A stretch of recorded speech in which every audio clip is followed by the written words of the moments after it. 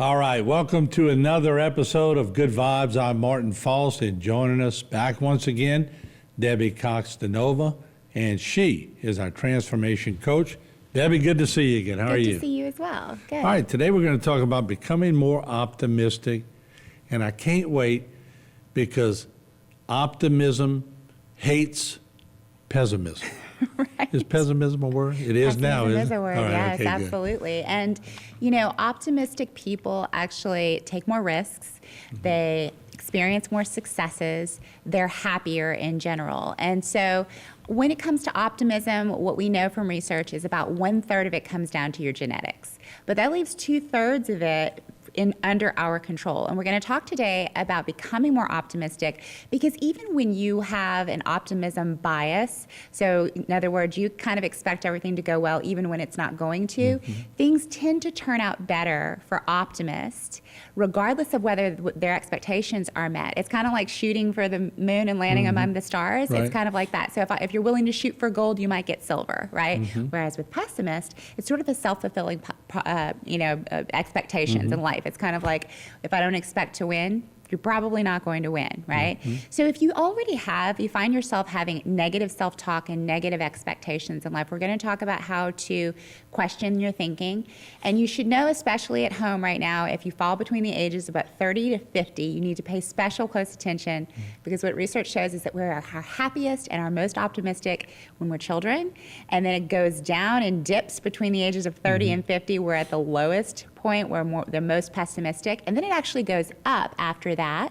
And so that kind of flies in the face of the idea that they're, this crotchety old person. It actually is the opposite. We get more That's optimistic. because the kids are out of the house and the worries are down. Yes. They just have grandchildren. And they become more easygoing, and then it tapers off, toward the time that we expire. So if you're at home, where we're looking at here is questioning the thoughts that you have, because what tends to happen is that, and by the way, before I go into that, I want to let you know that this information comes from Dr. Tari Sharot, who is a leading neuroscientist who wrote the book The Optimism Bias, and also Dr. Martin Seligman.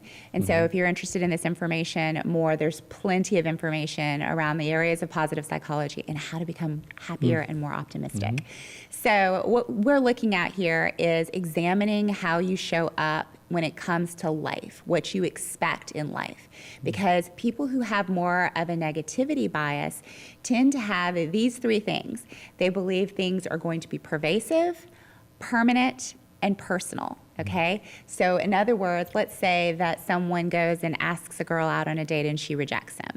A pessimist is going to think, okay, the pervasiveness is about how long this is gonna last. Like, I'm never gonna get a date. Like, this is gonna last forever. What's wrong with me? Right, exactly. Right. Permanence would be how long it will last. So, pervasive is how big it is. It's disastrous. It's my whole entire life.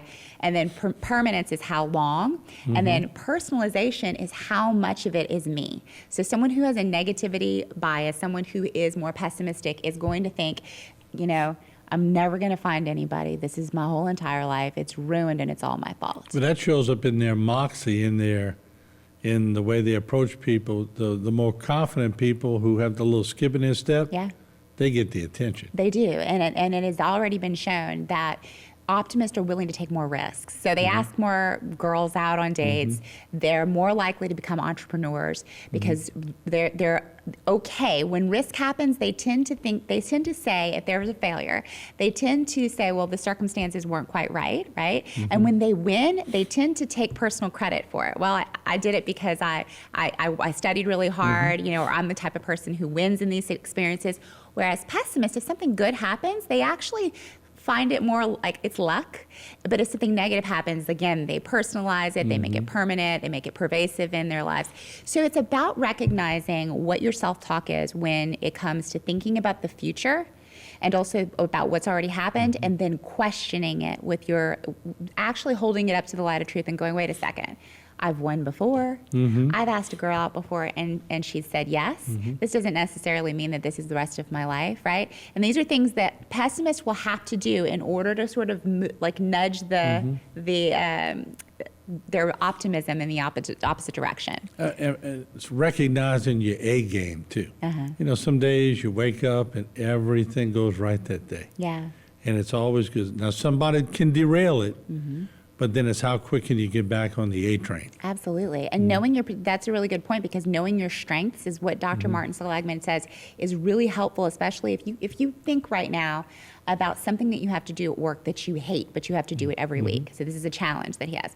And then there's a test online, and I don't have the website right now, but if you search Dr. Seligman's strengths, what is it called? Anyway, it's basically I'll have to get to that information. But if you go to after. him, you'll find it. You'll go to him and you'll Yeah, find it, okay. and you'll find your personal strengths. And I can't remember exactly what it was called, but you're Okay. going to find your personal strengths. Right. And you're going to bring your personal strengths to those areas of your work that don't work well for you, that you don't enjoy. So if your personal strength is interpersonal relationships, right, and you are someone who has to, run numbers, you're going to try to find bring your personal strengths to your job in that personal way, and actually play out your strengths all throughout the day, and see if that doesn't raise your optimism at work and your happiness quotient. Right, there you go. I mean, I love to construct or engineer things or build new things. Everything else is sort of boring to me, but I try to take the boring things and minimize them, knowing that I have to do them every day. Yes, exactly. I mean, nobody's going to have a job where everything you're going to do, you'll hear birds in the background singing and everything else. That's a pipe dream. I'm telling you this story that at Nichols, we had this gorgeous girl. And sometimes she just looked bored Yeah. to me. So one day I went to ask her to have a drink. So we went to have a drink. Well, all my friends in college, how did you get to go have a drink with her? I ain't going to say her name. Yeah. I asked her. Yeah. Nobody would ask her. She was too beautiful. Isn't that interesting? That happens a lot, doesn't it? It does. It does. Yeah. And this brings me to a story of when imagine you have two dogs in two separate cages, right? It's an experiment, and the cage puts off random shocks periodically. The first dog has an escape. The second dog does not. So the shocks go off. The first dog finds the escape, gets out of the cage. The second dog tries to get out of the cage, cannot, continues to get shocked before a very short period of time. The dog starts to just accept the shocks and just lay still, okay? Now you take the same two dogs and you put them both in cages that have escapes that are also programmed with shocks. Shocks go off. First dog immediately escapes, gets out of the cage. The second dog stays in the cage and accepts the shocks, even though there's an escape. Learned helplessness is what we're talking about. So some people will get rejected in dating, and then they will stop asking when the stakes are higher because they've been quote unquote shocked Right. before, right? So the opposite of learned helplessness is learned optimism. And that's really what we're talking about today. It's about controlling the words and the narrative, the narratives that you tell yourself about what's going to happen and also what has already happened. Because the way that you describe things absolutely, scientifically speaking, has an effect on the outcomes. In fact, they did studies and they found that there's something called a Lasada ratio.